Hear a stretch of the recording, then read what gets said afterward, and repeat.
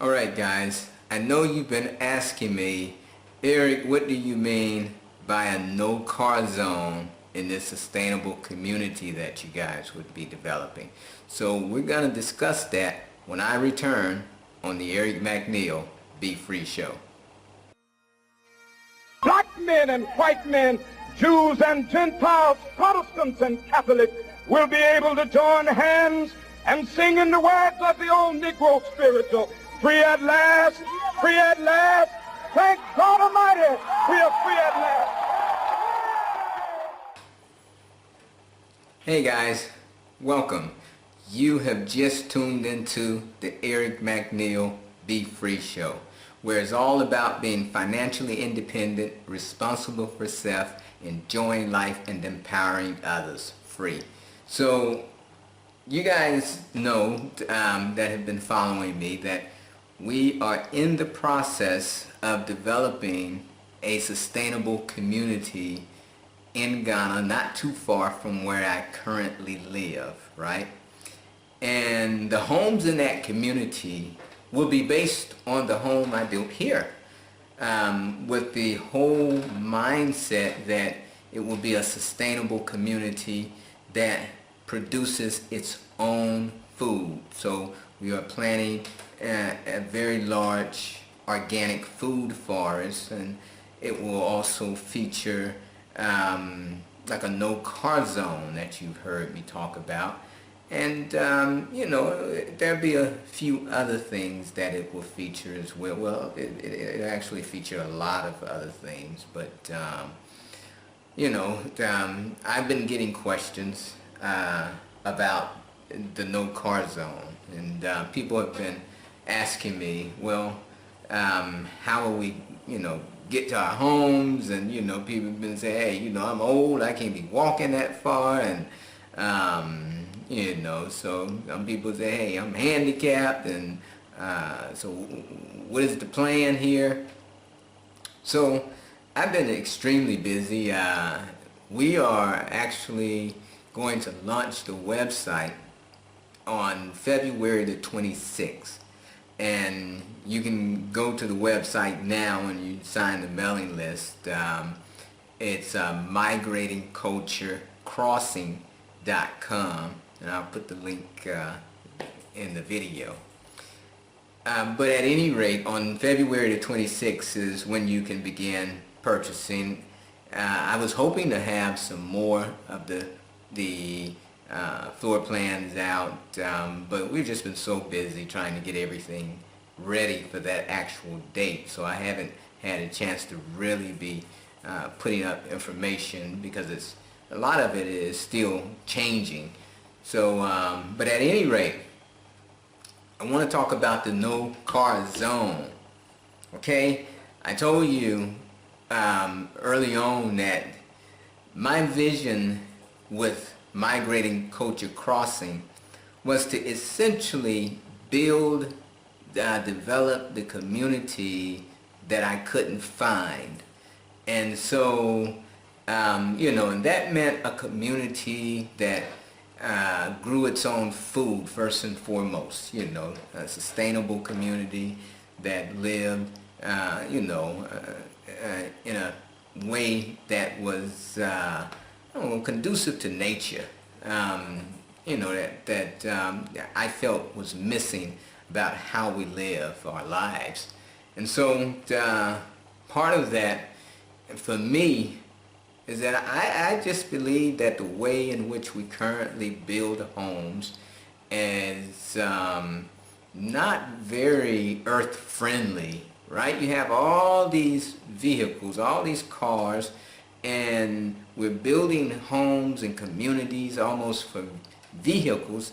And I believe that homes and communities should be designed for people, right? I believe all of these driveways in people's yards is not very sustainable. So again, like when I came to Ghana, what surprised me most was like to see all the homes surrounded by these brick walls on a compound, and the compound was just solid concrete, right? So I was like, where's the yard? Like, where I'm from in the U.S. in the South, we have yards with grass, right?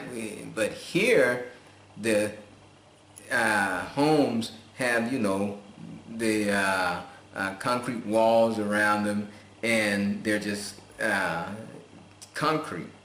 All of the ground is like concrete pavers. So, you really don't have a yard. So I just thought that to be very strange. And in developing Migrating Culture Crossing, I didn't want to, we said we weren't going to do that. And in fact, I didn't really think that we needed cars going up to every driveway. And, I believe that most repats coming over here really don't even have a car. So, like, we can catch the trotro, and so we decided not to put driveways in the yards, and we decided to have a no-car zone. Now, does that mean that cars won't be allowed in the community at all? No, it does not mean that. We'll still have a road system going through the community. And that will serve, if there are emergency vehicles, if you have like, a delivery, getting furniture or something, of course, the truck will be able to come through and deliver your items. And to be honest with you, you shouldn't have a need to have like furniture delivery people in and out, so you don't have to worry about that, because the homes that we're selling in this community actually are fully furnished, right? They're gonna have your refrigerator, they're gonna have your cooktop, your stove, they're gonna have your bed, they're gonna have, everything you need in them, right? So you're not gonna have a need to say, oh, well, we need a lot of deliveries made, because they're coming fully furnished.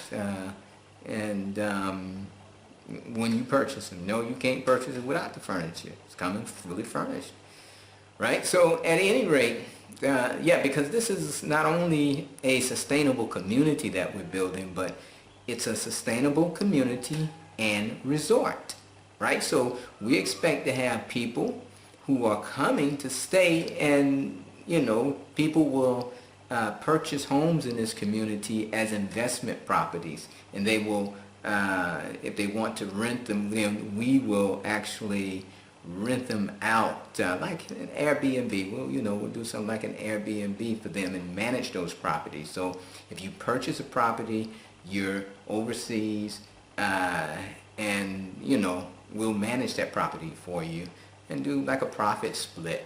So so the idea is that you don't have to be here, and but it needs to be furnished. So all the properties will be furnished already. So at any rate, so we don't have a need for having all these cars back in the community. But for private cars that the residents own, you won't be able to park like at your home, right? So how will we handle that then, Eric? I'm glad you asked. Basically, we will have parking available, like, probably up front somewhere as you come into the community, and there's parking available.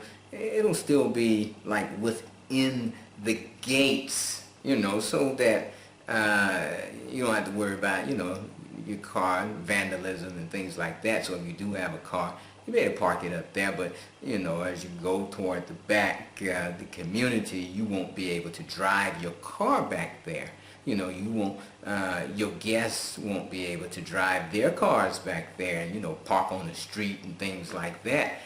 That's going to be against the covenants. And, when I was young, I can remember we used to go, down like the street from where I lived, and we had this area where my friends lived called the Court.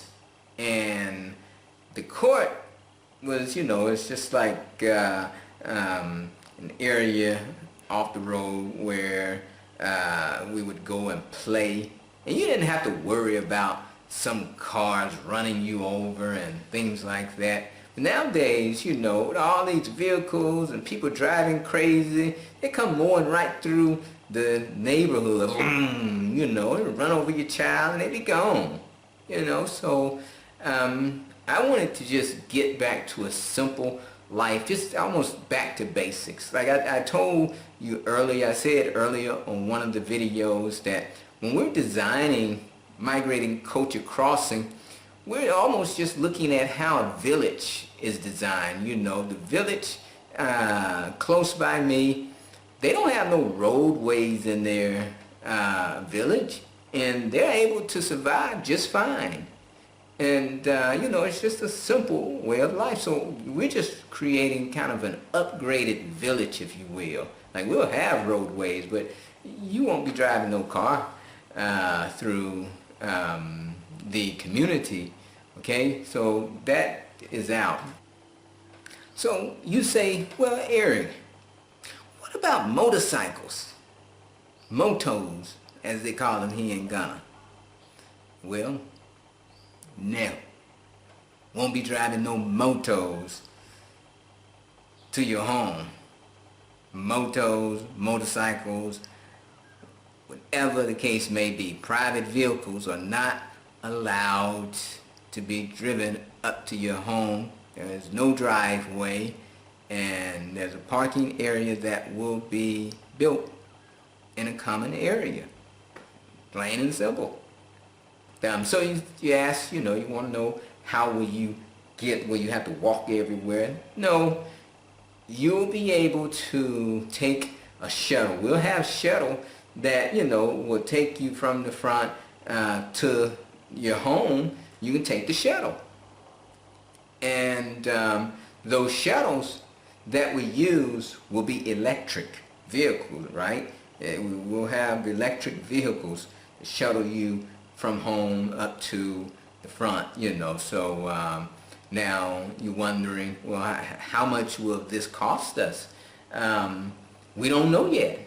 I mean, it's going to cost you something. You're right. If you had a car, that costs you. You use gas, that costs you.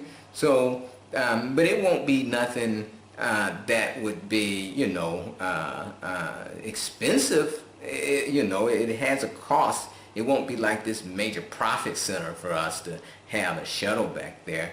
But there's a cost that we have to pay for it, and it'll have to be covered by the community.